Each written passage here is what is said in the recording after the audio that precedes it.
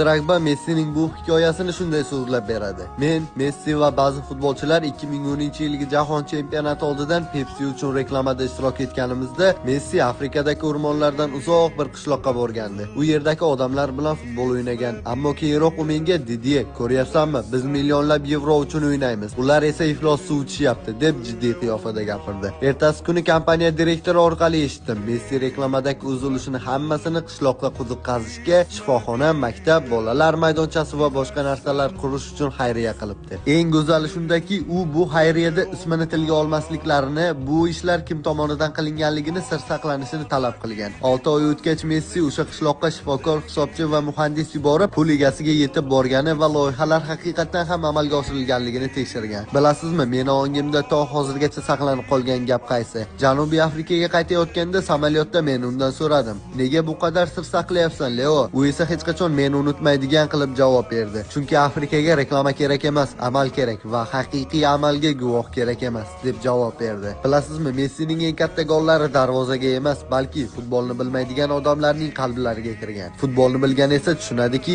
Messi tarixdagi eng yaxshi futbolchi. Kardurana kadar, aşk mezara kadar, sakın ha gitme.